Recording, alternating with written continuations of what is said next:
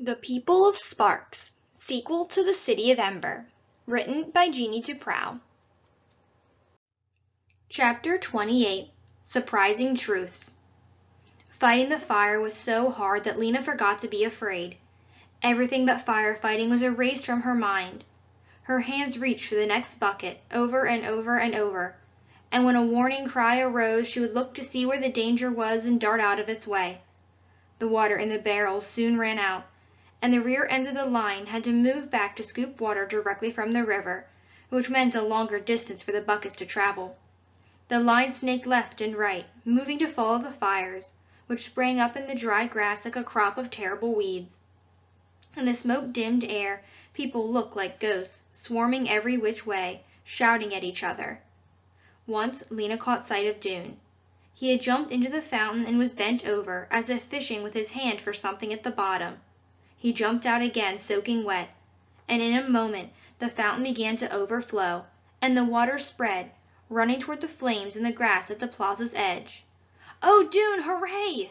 thought Lena. She saw Maddie, too, several times, appearing and disappearing in the swarm of firefighters, sometimes calling out instructions or warnings, sometimes just passing along the buckets, her hair flying in the wind. It was the wind they fought against as much as the fire. It blew in unruly gusts, and the flames leaned and stretched before it, reaching for new things to burn. But there were twice as many people fighting the fire now, and before long the people began to whim. The flames became flickers, put out with a shovelful of dirt or a splash from a bucket, and finally no trace of orange remained in sight. The plaza was a landscape of ashy puddles and smoldering black heaps, looking strangely open without the town hall and the pine tree. Then for a few moments people just stood and stared at each other. All of them had smoke-darkened faces and ash-dusted hair and damp, grimy clothes. The people of Ember were just as grubby as the people of Sparks. Everyone looked more or less the same. Lena went searching for Dune. She couldn't find him, but she did find Mrs. Murdo sitting on the ground at the north end of the plaza. Her bun had slid all the way off the top of her head and was hanging beneath one ear. Her skirt was dotted with burn holes. "Are you all right?" Lena asked her. "I believe so," Mrs. Murdo said. "And you?" "I'm fine," said Lena. "Yes, you are," said Mrs. Murdo, giving Lena a long look. "Very fine indeed." She held out an arm. "Help me up," she said, "and we'll go back to the doctor's house and get ourselves decent again." When the fire was out and all the firefighters were exhausted and wet and dirty, Dune discovered that his legs felt shaky again, and he went down through the village streets until he found a shady place under a tree where he could sit for a while. People trudged by him, heading for their homes, and the people of Ember passed too, going back to the hotel, which that morning they thought they might be leaving forever. Dune didn't call out to anyone. He felt too tired to even talk.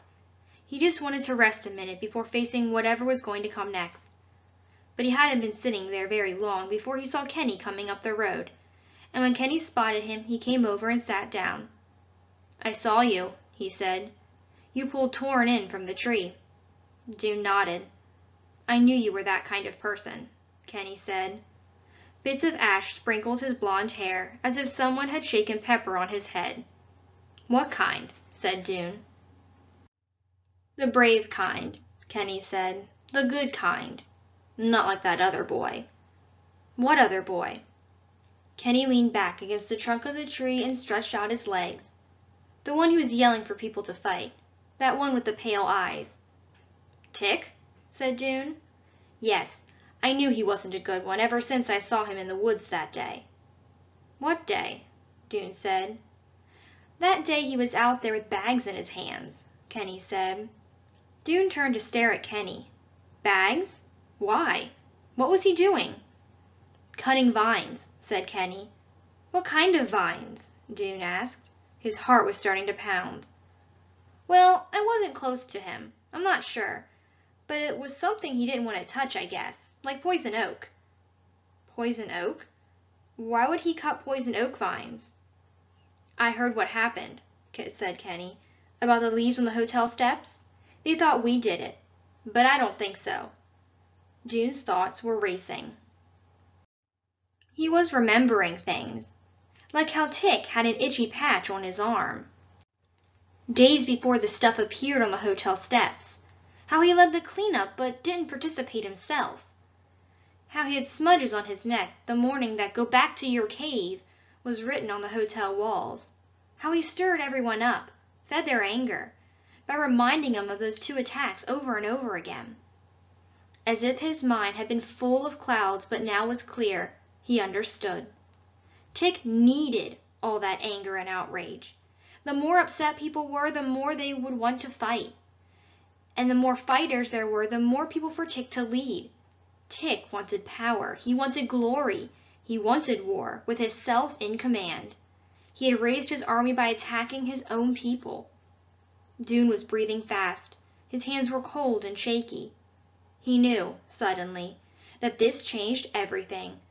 It meant that the people of Sparks had not attacked the people of Ember after all. Their fears and suspicions had made them unkind and selfish, but, except for maybe the muddy words in the plaza, they had not attacked.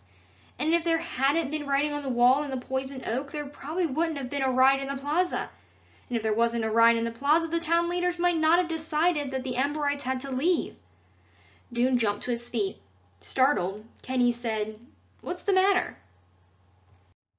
"You've told me something important," Dune said. He held out a hand and pulled Kenny up. I have to... What did he have to do? He had to talk to someone. He had to explain. "I have to get going," he said to Kenny, and he headed back up the road toward the village center again, thinking about whom he should talk to and what he should say. The doctor was standing out in front of her house with Poppy at her side when Lena and Mrs. Murdo arrived. Poppy came galloping toward them. "Weena!" she said. "I saw Fio! "Are you hurt?" Dr. Hester asked. "Just tired," said Lena. "And dirty," said Mrs. Murdo. Dirty," said Poppy, tugging at Lena's shirt and trotting alongside her. Torrin was sitting on the sofa with his feet in a tub of water. "What happened to you?" asked Lena. "I got burns on my feet," Torrin said. "On your feet? How did you do that?" "Didn't you see?" said Mrs. Murdo. "See what?" said Lena. So Mrs. Murdo told her. "I don't know why Dune was up in the tower to begin with," she said, "but it was a lucky thing for Torrin that he was." Lena raised her eyebrows at Torrin. "Dune told me what you said about him. Aren't you ashamed, now that he saved your life?" Torrin didn't answer. He stared down at his feet. "You lied," Lena said. "You blamed Dune for something he didn't do." Torrin slumped down into the sofa pillows. "He didn't throw those tomatoes," said Lena. "He would never do such a thing. Why did you say he did?" "It was a mistake," said Torrin in a muffled voice. "Well, who did it then?" "Someone else." "Who?" "Just someone I'm not telling." "You are telling something, though," said Lena. "Maybe you won't tell who did do it, but you have to tell that Dune didn't." She shuffled through the clutter on the table and found a scrap of paper. "Here," she said, handing it to Torrin with a pencil. "Write on here that you told a lie about Dune. Sign your name." Scowling, Torrin wrote. He handed the note to Lena, who headed for the door. "I'm going back to the village," she said. "Just for a little while. I'll be home by dinner time." After dinner that evening, Lena did a lot of talking. Mrs. Murdo and the doctor wanted to know what it was like out there in the empty lands, and how it was to be a roamer, and what the city was like. Maddie, sitting on the window seat with a cup of tea, put in a word now and then, but mainly she let Lena tell the story. Torrin sat on the couch with his feet stretched out. The doctor had wrapped them in rag bandages, and pretended not to listen, but every now and then he couldn't help asking a question. Usually his questions had to do with Casper. "I don't understand," he said. "Why you two came back and not Casper." "He hadn't finished what he wanted to do," said Lena. "His mission."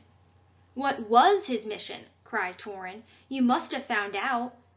"We did find out," Lena said. She glanced uncertainly at Maddie. "Your brother," said Maddie, "is looking for something he will never find. When he realizes that, he will come home." But what is he looking for? Torrance said. He reared up on his elbows and glared at Maddie. He is looking for a treasure, said Maddie, but he doesn't recognize it even if it's right in front of him. Did he forget his glasses? Torrance said. No, but he has trouble seeing even with his glasses on.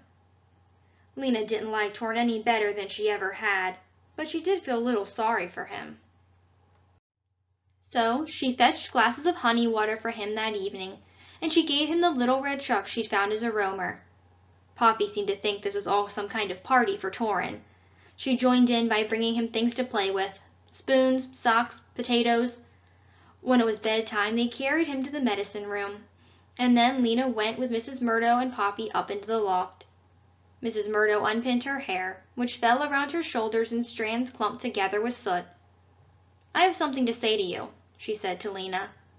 Lena's heart sank. Whatever it was, she was sure she deserved it. I saw what you did, Mrs. Murdo said. You did a remarkable thing, running out alone like that. Quite courageous. Well, I had to, said Lena. Mrs. Murdo raised her eyebrows questioningly. Lena was too tired to explain about trying to do a good thing to change the direction, and how she had hoped that someone else might do it so she wouldn't have to, but nobody did. So she just shrugged her shoulders and said nothing. Mrs. Murdo ran a comb through her hair. I believe a great many of us were thinking of doing the same thing, she said, but no one quite had the courage. Only you.